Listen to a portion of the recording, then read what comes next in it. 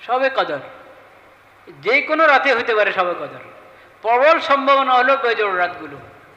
এই দেখুন এটা ভাববেন না যে জোর রাতে লাইলাতুল কদর হওয়ার সম্ভাবনা নাই, একবারেই নাই, এই কথা ঠিক না।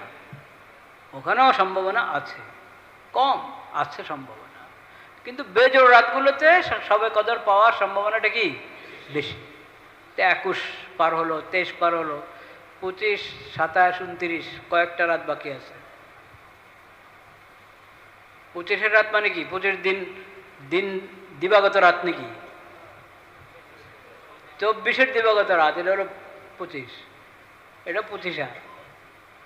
22-এর দিবাগত রাত হলো 23, 28-এর দিবাগত রাত হলো 29। সামনের কয়েকটা বেজোড় রাত এবং জোড় রাত সবগুলোর মূল্যায়ন করি, যথাযথ মূল্যায়ন করি। আর যারা এতেকাফে বসতে পেরেছি, এতেকাফে যদি আছি আমি, তাহলে তো আলহামদুলিল্লাহ। যদি এতেকাফের হক আদায় করতে পারি, তাহলে আশা করা যায় ইনশাআল্লাহ শবে কদর পেয়ে যাব। শবে কদর পাওয়া, এটার একটা ফিকির থাকতে হবে। কেন ফিকির থাকতে হবে? কারণ শবে কদরের বরকত থেকে যে বঞ্চিত, সে আসলে বঞ্চিত। হাদিস শরীফে এসেছে, এই রাতের বরকত থেকে, শবে কদর বা লাইলাতুল কদরের বরকত এবং ফজিলত থেকে যে বঞ্চিত হয়েছে, সে আসলে বঞ্চিত। তো আমরা কি আসলে বঞ্চিত হতে চাই? না, আল্লাহ আমাদেরকে হেফাজত করেন। আমরা এই রাতের বরকত চাই। তো এই বরকতের রাত, এই রাতের বরকত পেতে হলে আমাকে ফিকির করতে হবে, চিন্তা করতে হবে, ভাবতে হবে, দোয়া করতে হবে, আল্লাহ শবে কদরের বরকত যাতে আমি পেয়ে যাই। কোনো একটি রাত আমি উদাসীন না থাকি। উদাসীন যদি থাকলাম, রাত পার হয়ে গেল উদাসীন অবস্থায়, মাগরিবটা জামাতে পড়া হলো না, মাগরিব জামাতে পড়া হলো না কোনো এক রাতে, তো হতে পারে আমি শবে কদর থেকে বঞ্চিত হয়ে গেলাম। মাগরিব, এশা, তারাবি, বিশেষ করে মাগরিব এবং এশা মসজিদে জামাতের সাথে আদায় করা এবং তারাবির নামাজ আদায় করা, আর তেলাওয়াত, তাহাজ্জুদ, দোয়া, জিকির, মানে উদাসীন না থাকা। যে কোনো রাত্রে যদি আমি পুরো রাত বা রাতের অধিকাংশ অংশ উদাসীন থাকলাম, গুনাহে লিপ্ত থাকলাম, তাহলে আমি শবে কদর পাওয়ার আশা করতে পারি না। আল্লাহুম্মা ইন্নাকা আফুউন তুহিব্বুল আফওয়া ফাআফু আন্নী। আল্লাহুম্মা ইন্নাকা আফুউন, আল্লাহ আপনি তো ক্ষমাকারী, ক্ষমা করেন আপনি, ক্ষমা করাকে পছন্দ করেন, আপনি ক্ষমা করাকে ভালোবাসেন এবং ক্ষমা করতেই থাকেন। তাহলে ফাআফু আন্নী, আল্লাহ আপনি আমাকে ক্ষমা করে দেন, আমাকে ক্ষমা করে দেন। শবে কদরের দোয়া যদি মনে হচ্ছে যে আচ্ছা আজকের রাতটা আল্লাহ, মনে হয় আল্লাহর রহমতে শবে কদর এর বরকত চলছে, ওইরকম যদি ধারণা হয়, তখন আর এমনও সম্ভাব্য সব শবে কদরে এই দোয়া পড়তে পারি, আল্লাহুম্মা ইন্নাকা আফুউন তুহিব্বুল আফওয়া ফাআফু আন্নী। রমজানের দিন এবং রাত, বিশেষ করে শেষ দশকে যদি গুনাহ থেকে না বাঁচি, আমি অহেতুক অনর্থক কাজ থেকে না বাঁচি, তাহলে শবে কদরের বরকত পেয়েছি এই আশা তো করা মুশকিল। গুনাহ থেকে বাঁচতে হবে, অহেতুক অনর্থক কাজ থেকে, জবানের গুনাহ থেকে, চোখের গুনাহ থেকে বাঁচতে হবে, কানের গুনাহ থেকে বাঁচতে হবে, এবং জিকির তেলাওয়াতের মধ্যে, দোয়ার মধ্যে সময় ব্যয় করতে হবে। তাহলে ইনশাআল্লাহ আমরা শবে কদর পেয়ে যাব ইনশাআল্লাহ। ইনশাআল্লাহ। ইতিকাফ কাকে বলে? ইতিকাফ অনেক গুরুত্বপূর্ণ ইবাদত, কিন্তু ওটার কিছু শর্ত আছে, কিছু কি আছে, আদব আছে। শর্তটা তো আমরা জানি, একবারে জরুরি প্রয়োজন, ওযু ইস্তিনজা জরুরত, খাবার এনে দেওয়ার কেউ নাই, তাহলে খাবার আনার জন্য, গ্রহণ করার জন্য, এই ধরনের জরুরত, এই ধরনের জরুরতে মসজিদের এরিয়া থেকে বের হবে, আর না হয় পুরো সময় মসজিদে থাকবে, হয়তো ইবাদতে না বিশ্রামে, হয়তো ইবাদতে নয় বিশ্রামে, মসজিদে থাকবে। কোনো মানে শরঈ যে মানদণ্ড মসজিদ থেকে বের হওয়ার যে বিধান, ওই বিধান লঙ্ঘন করে এমনি বের হয়ে গেল মসজিদের সীমানা থেকে, তাহলে এতেকাফ ভেঙে গেল। আমি এতেকাফের হালাতে আছি কিন্তু ঘোরাঘুরি করছি, ও চত্বরে চলে যাচ্ছি, ওটা কি মসজিদের সীমানা নাকি? একটা তো হলো জুমার নামাজে অনেক মুসল্লি আসছে, বা আজকে অনেকে বিদায় জুমা মনে করতেছে, সামনের জুমা রমজানে হয় কি হয় না, হতেও পারে নাও হতে পারে সামনের জুমা, তো বিদায় জুমা মনে করে অনেক লোক এসে যায়, তো সেজন্য ও চত্বরে দাঁড়ায়, রাস্তা দাঁড়ায়, তো রাস্তা তো দাঁড়াচ্ছে মুসল্লিরা, সেই জন্য কি আপনাকে রাস্তারও কি মসজিদের অংশ বলবেন? মসজিদের সীমানা আপনারা ঠিক করে জানিয়ে দিয়েছেন মুসল্লিদেরকে। যেমন এই যে ভিতরের অংশটা তো মসজিদ, দক্ষিণে যে জানাজা জায়গা এটা তো মসজিদ না, মসজিদের অংশ না এটা। আচ্ছা, পূর্ব পাশের যে বারান্দা এটা মসজিদের অংশ? হ্যাঁ, আপনারা স্থায়ী মুসল্লি যারা বলেন, পূর্ব পাশের বারান্দাকে আপনারা মসজিদের অংশ মনে করেন? করেন না? তাহলে পরের টিনের নিচে টিন শেড যেটা, ওই যে চত্বর, ওটাও মসজিদ না? তো দক্ষিণের চত্বরও মসজিদ না, উত্তরের এ পাশে এটাও মসজিদ না, এটা জানতে হবে তো। হ্যাঁ, এই যে সামনের ছোট্ট বারিন্দাটা, ছোট বারিন্দাটা মসজিদের অংশ কিনা, এটা এটা যারা পুরানো মুসল্লি তারা বলবেন, এবং মসজিদের দায়িত্বশীল, এই মসজিদের মোতাওয়াল্লি এবং দায়িত্বশীল যারা, তাদের কাছ থেকে এটা জেনে নিতে হবে। আমি তো খেয়াল করে না, তবু আমি জিজ্ঞেস করে নিতাম দায়িত্বশীলদেরকে।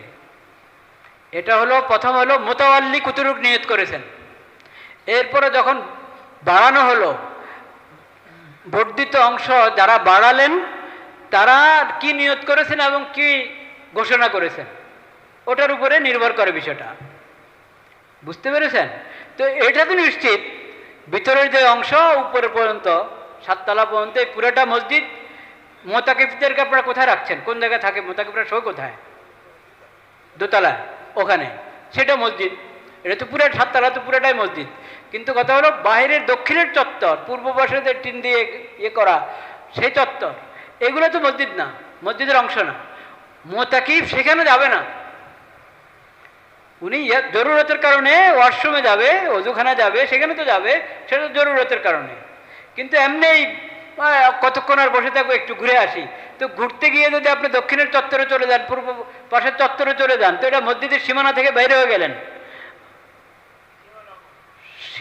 মসজিদের সীমানা থেকে কোনো যৌক্তিক কারণ, যেই কারণে শরীয়ত বের হইতে বলেছে মসজিদ থেকে, সেই কারণ ছাড়া যে সীমানা থেকে বের হবে তার ইতিকাফ শেষ, ভেঙে গেল ইতিকাফ।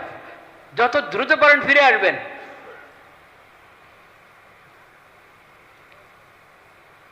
ইতিকাফকারী যদি ইতিকাফ অবস্থায় ফেসবুক, ইউটিউব ব্যবহার করে, কোনো ক্ষতি হবে কিনা? আহা, হায় হায় হায়!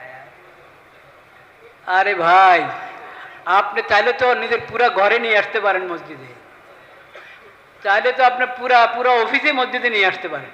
বড় বড় ব্যবসায়ীরা ইতিকাফ করতে মনে চেয়েছে, কিন্তু একবারে ব্যবসার হিসাব খাতা, কম্পিউটার সব নিয়ে মসজিদে এসে ঢুকলো। হ্যাঁ, ইতিকাফ হলো, ব্যবসা হলো। এরকম ইতিকাফ করলে মন মানবে আপনাদের? আহ, তো এই যে এই ইন্টারনেট নিয়ে, স্মার্টফোন নিয়ে মসজিদে ঢুকবেন, বুঝতে পেরেছেন? আগের জমানা যারা ইতিকাফ করতো না, নিজের ঘরে থাকতো, তাদের হালাত বর্তমানের ওই লোকদের থেকে ভালো। যারা মসজিদে ইতিকাফ নিয়ত থাকে, কিন্তু এক হাত এক বিঘতলা একটা যন্ত্র সাথে রাখে, এটা সাথে রাখা মানে সে পুরো দুনিয়াতে আছে, ঠিক কিনা? আগের জমানা যারা ইতিকাফ না করে ঘরে থাকতো, ওরা তো ঘরেই আছে না, পুরো দুনিয়াতে ছিল? পুরো দুনিয়াতে না, ঘরে ছিল। এখন আপনি এত বড় যন্ত্র নিয়ে, এই স্মার্টফোন নিয়ে যে ঢুকলেন মসজিদে, এটা নিয়ে আপনি আসেন, এর মানে আপনি পুরো দুনিয়াতে আছেন। মসজিদে একান্ত আল্লাহর কাছে আমি আল্লাহর দরবারে হাজিরা দিলাম, একান্ত আল্লাহর দরবারে আমি বসে থাকতে চাই, ধর্ণা দিয়েছি আমি আল্লাহর দরবারে। আল্লাহ, তোমার দরবারে ধর্ণা দিলাম, আমাকে মাফ করো। আল্লাহ, তুমি আমাকে মাফ করে দাও, তুমি মাফ না করলে আমি এখান থেকে যাবো না, তোমার দরবারে আমি ধর্ণা দিলাম। এটার নামই তো ইতিকাফ, ঠিক কিনা? হ্যাঁ, তো এটা যদি ইতিকাফ হয়ে থাকে ভাই, তো এই ইতিকাফের মধ্যে আমি তো ধর্ণা দিলাম না, আমি পুরা দুনিয়া মুঠে করে নিয়ে আসলাম, পুরা দুনিয়া মুঠে করে নিয়ে আসলাম। মসজিদের বাইরে দুনিয়ার কোন আনাচে কানাচে কি হচ্ছে, কোন কোনায় কি হচ্ছে, সব আমি আপডেট। আহা, পুরা দুনিয়ার ব্যাপারে যে আপডেট, সে কিসের ইতিকাফ করছে? ইন্না লিল্লাহি ওয়া ইন্না ইলাইহি রাজিউন। আমার অনুরোধ, যাদের কাছে স্মার্টফোন আছে, একটা প্যাকেটে ঢুকান, আপনার নাম ঠিকানা লেখেন, ফোন নম্বর লেখেন, এটা জমা দিয়ে দেন, মসজিদের দায়িত্বশীলদের কাছে জমা দিয়ে দেন, বা আপনার সন্তানকে বা আত্মীয় স্বজন যারা আসা যাওয়া করে, আপনার খাবার নিয়ে আসে, তাদেরকে আপনি দিয়ে দেন, বাসায় পৌঁছায় দাও। স্মার্টফোনটা বাসায় পৌঁছায় দেন, দেখবেন ইতিকাফের স্বাদে আলাদা। কোরআন তেলাওয়াত করতে চান, মোবাইলে তেলাওয়াত করার দরকার কি? টেবের মধ্যে তেলাওয়াত করার দরকার কি? মুসাফে আল্লাহর কোরআন দেখে তেলাওয়াত করেন।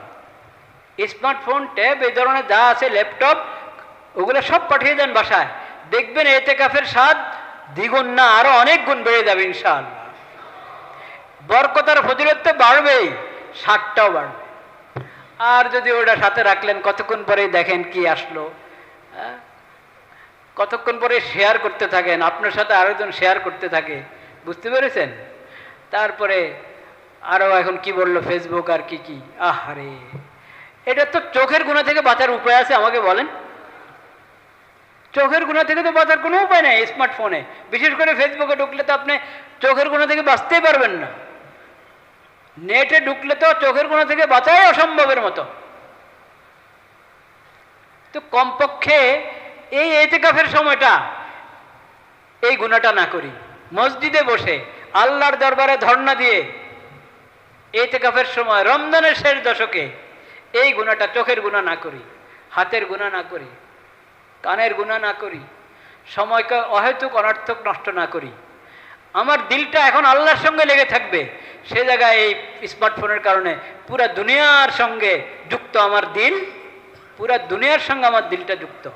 অথচ হাদিস শরীফ আমাদেরকে শিখিয়েছে, মসজিদ থেকে তুমি যখন বের হবে, তোমার দিলটা যাতে মসজিদের সাথে আটকা থাকে, লটকে থাকে, তোমার দিলটা যাতে মসজিদের সাথে লটকে থাকে। তো ইতিকাফে আসলে তো একবারে পুরা লটকে থাকা কি, একবারই 24 ঘন্টা 10 দিন আমি মসজিদের সঙ্গে, আল্লাহ রব্বুল আলামিনের সঙ্গে যুক্ত থাকব, মনটা আল্লাহর সঙ্গে লাগিয়ে রাখবো।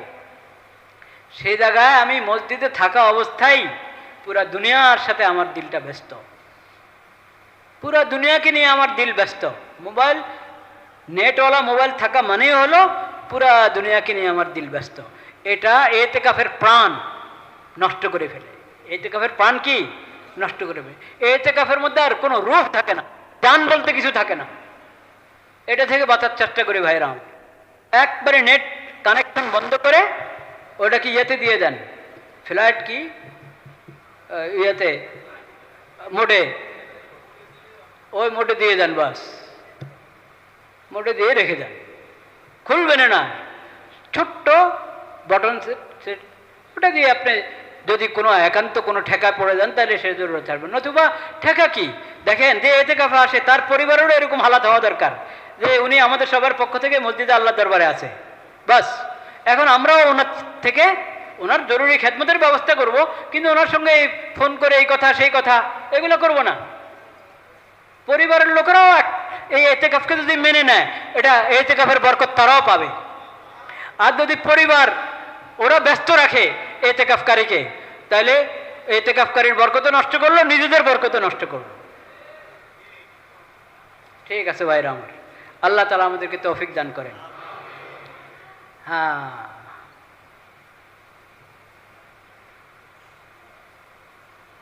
ইমাম সাহেব কি মেহরাবের ভিতরে দাঁড়াবেন নাকি মেহরাবের ভিতরে দাঁড়িয়ে নামাজ পড়াবেন? এটা তো অনেক বড় মেহরাব। ওই ছোট্ট মেহরাব যদি হয়, ইমাম সাহেব মেহরাবের ভিতরে দাঁড়ালে মুক্তাদিরা দেখে না আশপাশ থেকে, বুঝতে পেরেছেন? সেখানে হলো মেহরাব থেকে একটু বের হয়ে দাঁড়াবে যাতে দেখে সবাই। এই ক্ষেত্রে এত বড় মেহরাব, এটা খোলামেলা, এইখানে একটু সামনে দাঁড়ালো, আশপাশ থেকে মুসল্লিরা দেখছেন, এখানে অসুবিধা নাই ইনশাআল্লাহ। না না না, মেহরাব মসজিদের বাইরে না। অনেকে ধারণা করে মেহরাব মসজিদের বাইরে, মোতাকেব মসজিদের এই মেহরাবের মধ্যে যেতে পারবে না, এই ধারণা ঠিক না। মেহরাব মসজিদের অংশ, মেহরাব মসজিদের অংশ। হ্যাঁ, এত জুমার বয়ানের সময় প্রশ্ন উত্তর চলে না ভাই, এই সংক্ষিপ্ত সময় তো অল্প সময়, দু চার কথা জরুরি। আজকে আমি যে আলোচনার জন্য এসেছি, মানে নিয়ত করেছিলাম যে এই বিষয় জাকাতের কিছু আলোচনা গত জুমা হয়েছে, ভেবেছিলাম বাকি কথা এই জুমায় হবে ইনশাআল্লাহ। এবং জাকাত সঙ্গে আরেকটা কি, রিবা, সুদ। কোনো দেশের, যে কোনো সমাজের, যে কোনো দেশের অর্থনীতি যদি ঠিক হইতে হয়, অর্থনীতি ঠিক হতে হলে কাজ কয়টা? দুইটা। জাকাত আদায় করতে হবে এবং একবারই খাত, যথাযথ খাতে জাকাত আদায় করা, পুঙ্খানুপুঙ্খ হিসাব করে জাকাত আদায় করা। একটুও জাকাতের একটা পয়সাও যাতে আমার ভিতরে, আমার অর্থের সঙ্গে জুড়ে না থাকে। পাই পাই করে হিসাব করে পুরা জাকাত আদায় করব এবং যথাযথ খাতে পৌঁছাবো। জাকাত আমি আদায় করলাম কিন্তু সহি খাতে ব্যবহার হলো না। সহি খাতে ব্যবহার না হলে জাকাত আদায় থেকে আমি দায়মুক্ত হব না, এক কথা। দুই নম্বর, সঙ্গে সঙ্গে আমাদের সমাজকে, পুরা অর্থনীতিকে, পুরা দেশকে সুদমুক্ত করতে হবে। কি মুক্ত করতে হবে? সুদমুক্ত। রিবা, যেটাকে আরবিতে কি বলে? রিবা।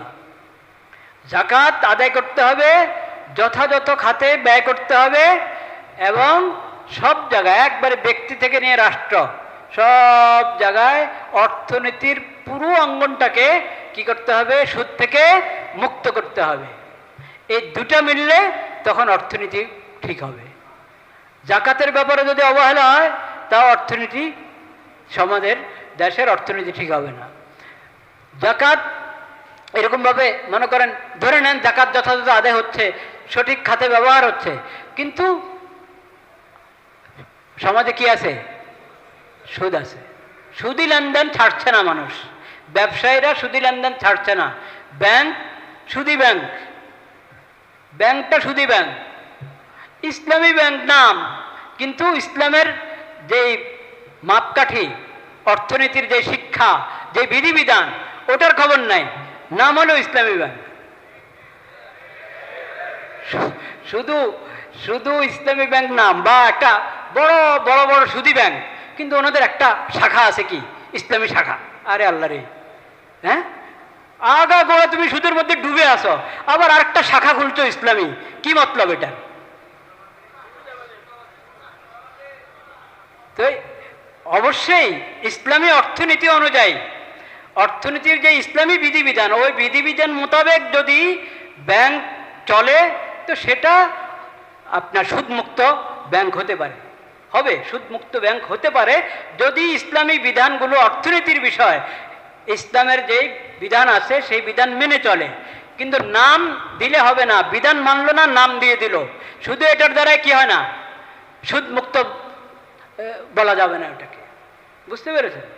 বড় অঙ্কে ইয়ে থেকে, বাংলাদেশ ব্যাংক থেকে অনেক কোটি টাকা সুদের ভিত্তিতে কি নেওয়া হলো, হ্যাঁ, ঋণ নেওয়া হলো, 3 দিনের জন্য, কথার কথা নেওয়া হয়েছে, অনেক বড় অঙ্ক, কোটি কোটি টাকা নিয়েছে, 3 দিনের জন্য এত % সুদ।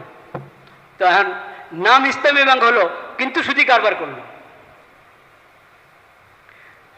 কিছু কিছু ব্যাংক আছে দেউলিয়া হয়ে গেছে, কিন্তু ওরা বলছে যে ওদের ইয়া দিবে, আমানত ফেরত দিবে, আমানত ফেরত দিবে। তো এটা ব্যবসা হলো ইসলাম না সুদ হলো? কি? আরে ব্যবসার মধ্যে যদি আপনার মূলধনে ইয়ে হয়ে যায়, শেষ হয়ে যায়, হ্যাঁ, তো ওটা কি ফেরত পায় নাকি? যদি কিছু বাকি থাকে সেই হিসাবে পাবে। যদি মূলধনে শেষ, ব্যবসা এমন লস হয়েছে, মূলধনে শেষ, কিন্তু এখন ব্যাংক বলছে দিবে, শেয়ার হোল্ডারদেরকে কি দিবে? ওটার ইয়েদেরকে, যারা অর্থ জমা করেছে তাদেরকে এই তাদের আমানত ফেরত দিবে। তা আমানত ফেরত দিলে এটা তো আর ইসলামের তরিকা হলো না, এটা তো সুদ হলো। তো এই জন্য ইসলামী ব্যাংক অসম্ভব না, মনে রাখবেন। ইসলামী তরিকায় অর্থনীতির বিধান মোতাবেক যদি হয় ইসলামী ব্যাংক হতে পারে, কিন্তু এটা সরকারের দায়িত্ব। সরকারের দায়িত্ব ব্যাংকের সিস্টেমকে শরীয়তের বিধান মোতাবেক করা, সুদমুক্ত করা। এখন সুদমুক্ত না করে শুধু নাম ব্যবহার করলে শরিয়া বোর্ড আছে, এ আছে, সে আছে, এগুলোর দ্বারা কাজ হবে না। আল্লাহ রাব্বুল আলামিন বলেছেন কোরআন কারিমে সূরাতুর রুম, ওমা আতাইতুম মির রিবান ওমা আতাইতুম মির রিবান লিয়ারবুয়া ফি আমওয়ালিন নাস ওমা আতাইতুম মির রিবান লিয়ারবুয়া ফি আমওয়ালিন নাস ফালা ইয়ারবু ইনদাল্লাহ ওমা আতাইতুম মিন যাকাতিন তুরিদুনা ওয়াজহাল্লাহ ফাউলাইকা হুমুল মুযইফুন। সুদ অর্থ বাড়ানোর জন্য সুদি লেনদেন করছো না, বাড়বে না। লা ইয়ারবু ইনদাল্লাহ, আল্লাহর কাছে এটা বাড়বে না। আরে বাড়ানোর মালিক কে? আল্লাহ তাআলা। তো আল্লাহ তাআলা বলছেন সুদের মাধ্যমে তুমি অর্থ বাড়াইতে পারবে না। সুদের মাধ্যমে অর্থ বাড়াইতে চাইলে আল্লাহর কাছে কি বাড়বে না, কাজ হবে না। বাধ্যতা মনে হচ্ছে বাড়ছে, কিন্তু পরে সব তোমাকে আসলের এবং সব কিছু কি আসল সহ নিয়ে টান দিবে, সব শেষ হয়ে যাবে। বরকত তো থাকবেই না, বরকত তো থাকবে না, এক সময় তোমার পুরো অর্থনীতিকে ডুবিয়ে দিবে। বরকত ইয়ামহাকুল্লাহুর রিবা ওয়া ইউরবিস সাদাকাত, সূরাতুল বাকারাতে আল্লাহ তাআলা বলেছেন ইয়ামহাকুল্লাহুর রিবা। আল্লাহ তাআলা সুদকে কি করে দেন? একবারে বরকতশূন্য করে দেন, বরবাদ করে দেন। ওয়া ইউরবিস সাদাকাত, তুমি সদকা খায়রাত করো, আল্লাহর রাস্তায় দান করো, অসহায়দেরকে দান করো, যাকাত আদায় করো। যাকাত তো কোনো কথাই না, যাকাত তো ফরজই। যাকাত এবং অন্য যে কোনো সদকা খায়রাত করবা, আল্লাহ তাআলা বরকত দান করবেন, আল্লাহ তাআলা বাড়িয়ে দিবেন। সুদ দিয়ে তুমি অর্থনীতি চাঙ্গা করতে চাও, অসম্ভব। এটা আল্লাহ হতে দিবেন না, করবেন না। তোমাকে কিছুদিন মনে হবে যে বাড়তেছে, পরে সব একসাথে ডুববে, আর বরকত তো পাবেই না, কখনো বরকত তো পাবেই না। সেজন্য ভাইরা আমার, যাকাতের প্রতি যত্নবান হওয়া এবং সুদ থেকে বাঁচার আপ্রাণ চেষ্টা করা, খালি চেষ্টা, বাস্তব পদক্ষেপ গ্রহণ করা, এটা জরুরি। আল্লাহকে রাজি করতে চাইলে, জান্নাত পাইতে চাইলে, জাহান্নাম থেকে বাঁচতে চাইলে, আর দেশের অর্থনীতি ভালো করতে চাইলে, সুন্দর করতে চাইলে, আল্লাহ তাআলা সেই তৌফিক আমাদেরকে দান করেন। আবারও বলছি, রমজানের এই শেষ সময়টাকে খুব কাজে লাগানোর চেষ্টা করি। আল্লাহ তাআলা আমাদেরকে তৌফিক দান করেন। ওয়া আখিরু দাওয়ানা আলহামদুলিল্লাহি রাব্বিল আলামিন।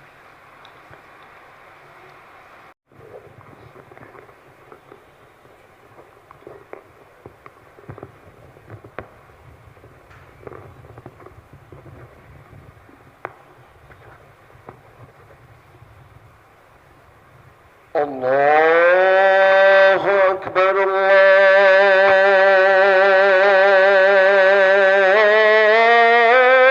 الله أكبر الله أكبر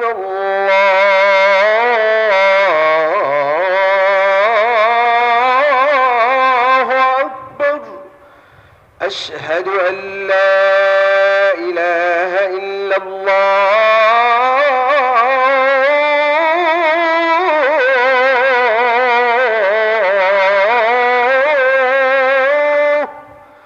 أشهد أن لا إله إلا الله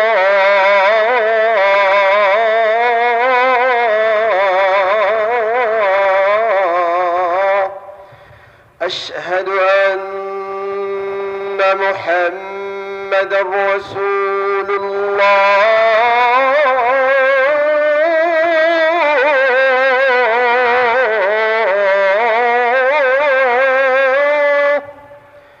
أشهد أن محمد رسول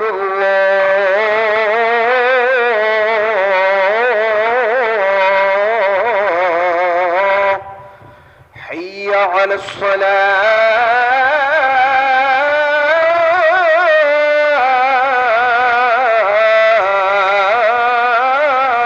الصلاة حي على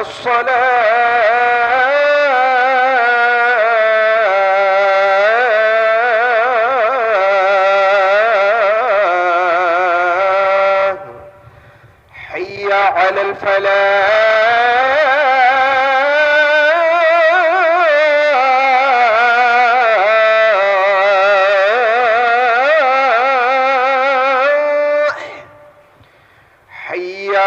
الفلاح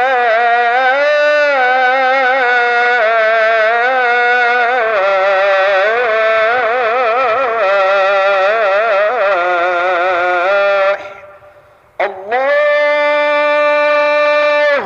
أكبر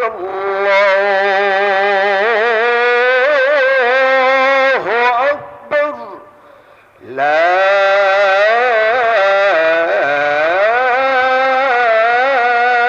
إله إلا الله.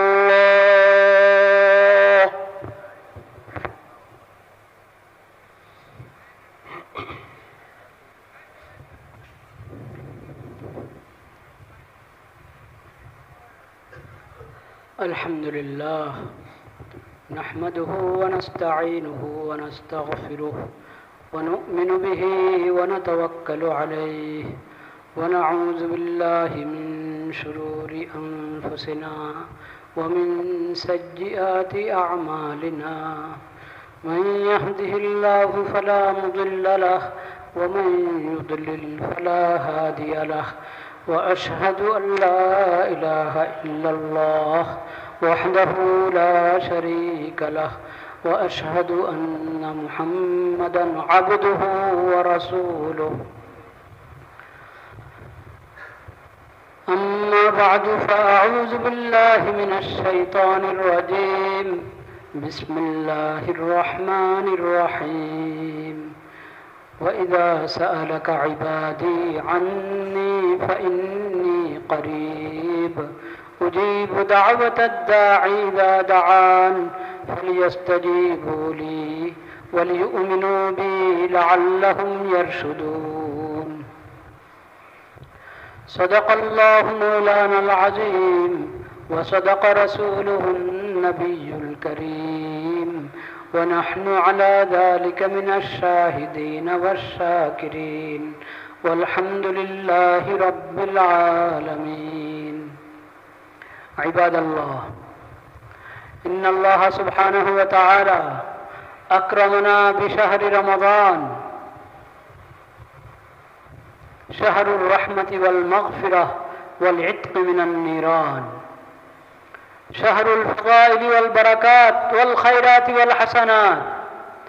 أكرمنا بهذا الشهر العظيم، ولكنه يا عباد الله جاء على وشك الانتهاء.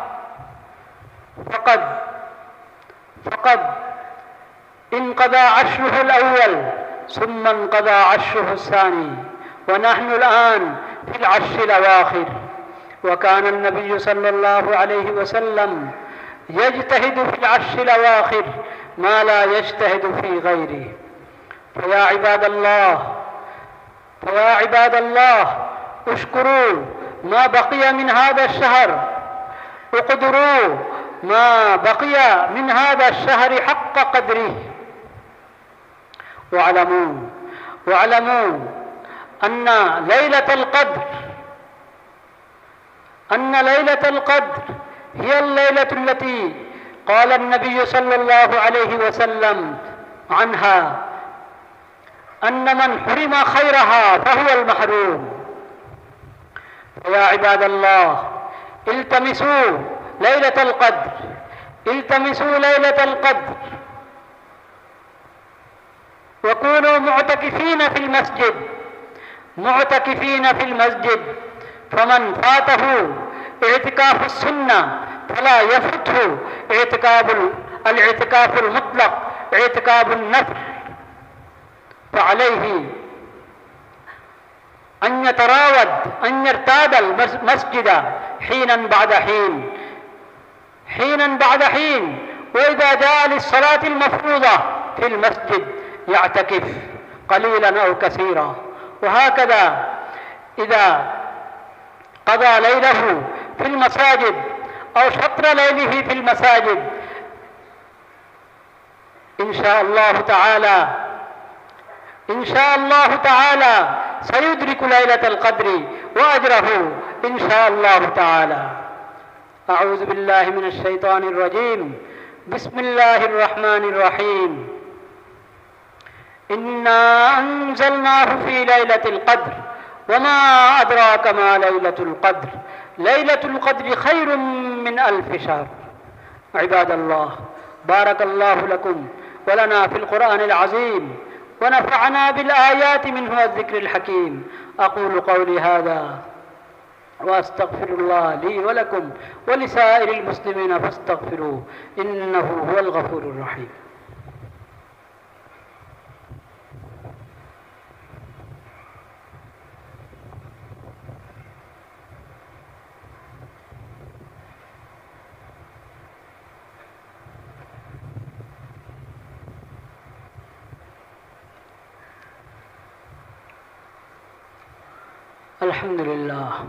الحمد لله وحده، والصلاة والسلام على من لا نبي بعده، وأشهد أن لا إله إلا الله وحده لا شريك له، وأشهد أن محمدا عبده ورسوله.